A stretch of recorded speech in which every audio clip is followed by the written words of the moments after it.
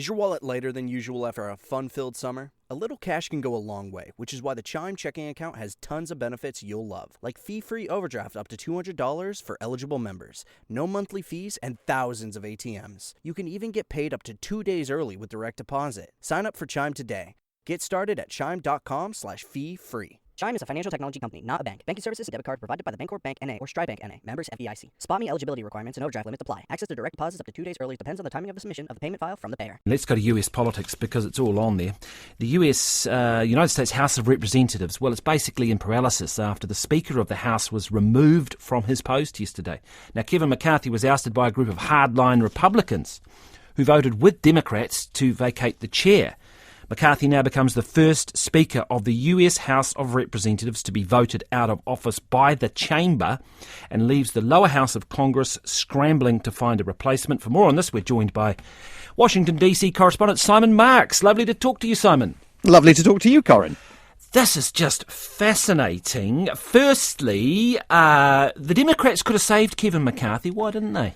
Well, I think that is a very key question. I mean, easy as it is to say that Kevin McCarthy was defenestrated by members of the Republican Party loyal to Donald Trump and the far right of the party, the reality is that the Democrats were also there chucking him out of the window. The same Democrats who only on Saturday worked with Kevin McCarthy when he forged a deal to keep the government open because he couldn't corral members of his own party in sufficient numbers, so he turned to the Democrats for support. That led to the far right of the Republican Party accusing McCarthy of treachery. They were furious that he'd sold them down the river and agreed to cross the aisle and work with the Democrats, as Kevin McCarthy put it, in the national interest to keep the government open. But 48 hours later, the Democrats were not there to help him. And essentially what Democrats in Congress, inspired, I think it's fair to say, by President Joe Biden, concluded that the devil they don't know was better than the one that they had been working with. And certainly a little bit earlier on today here, President Biden did not sound particularly sad to see the back of Kevin McCarthy, arguing that on various occasions he thought he had struck deals with Kevin McCarthy, shaken hands on them, and then discovered that Kevin McCarthy's recollection of the conversation was somewhat different than the president's. So this is as much a leap into chaos and the dark caused by Democrats as it is by the Republicans in the House. Would the Democrats help with the re-election of the next Republican Speaker? Because, I mean, Kevin McCarthy took, 17 goes at it or something, and 15, then had to offer up this clause, which has ended up pushing him out. So, I mean, it sounds fraught. Absolutely. Absolutely. And anyone who says they're surprised by Kevin McCarthy's ouster hasn't been paying attention, because the reality is he was a dead man walking from the moment that he won that 15th vote to become Speaker, because he was entirely reliant on the far right of the Republican Party in a House of Representatives in which the Republicans only have a 4-seat majority. Now, the Republicans are going to have to go and decide which of the various candidates running. There are 2 so far, right-winger Jim Jordan, more centrist Republican.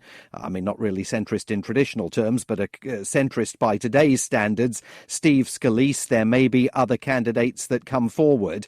Ultimately, the Speaker is chosen in a vote of the full House, and so it's a majority. It's 50% plus 1 vote. So it's perfectly possible that Democrats will be playing a role in the selection of the new Speaker, but at the moment it's behind the scenes, smoke-filled rooms, discussions among Republicans as to which candidates they are going to coalesce around, if indeed there is one. Tell me about Matt Gaetz. So this is the character who seems to have emerged from the far-right group as their sort of leader. He's getting all the attention. Why? Yeah, very much so, because, of course, he's the man who moved against Kevin McCarthy on Monday and said that he was going to challenge the Speaker, the then Speaker's right to remain in office. And Matt Gaetz is the candidate who lost to Kevin McCarthy back in January when the Speaker's election went to those 15 votes. I mean, he's a very controversial character within the Republican Party and in Washington writ large. His ego knows no restrictions, particularly after Speaker. The Department of Justice told him last year that he would not face criminal charges for sex trafficking following an extensive investigation into his personal conduct. Ever since then, he has sensed that he's got a new lease of political life. He has not yet announced that he is going to run for the position of Speaker, and he may not. There are indications that behind the scenes he may have been taking some instruction from former President Donald Trump. The former president himself has had his name bandied about as a possible Speaker of the House, because you don't have to be elected to the House of Representatives to be its Speaker. But briefly interrupting the time that he's spending at that courthouse in New York where he's facing fraud charges, former President Trump said today that his main job is to run for his old job back, but anything that he can do to help the House of Representatives, he'll always be available to take that call. Just finally, Simon, in terms of the power and the emergence of the far right, of the Republican Party, which is what this grouping, is it Freedom Caucus? Is that what you call it? Yeah, Freedom Caucus and the MAGA. Are they becoming yes. more powerful, more disruptive? They kind of want to rip the whole thing up, right? Well, you have to go back to the midterm elections of last year to understand where this all began. Donald Trump, you will remember, promised that he would deliver a Republican landslide and then didn't.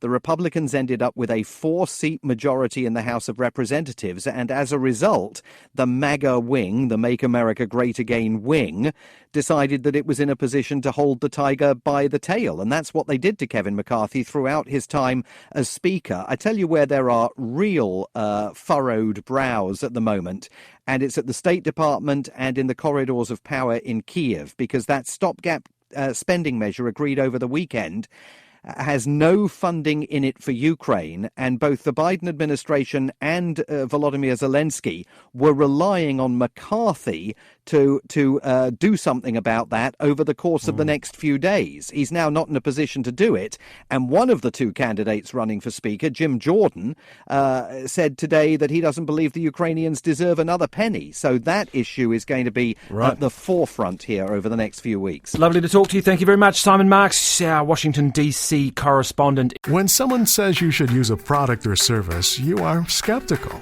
You should be, which is why Myers Auto won't ask you to trust them for your vehicle repair and maintenance. However, they will ask you to trust their customers. My name is Jeff. I've been going to Myers Auto for about 4 years now. It's nice when you can deal with the owner of a business. And for me, dealing with Dwayne, he goes out of his way to take care of you.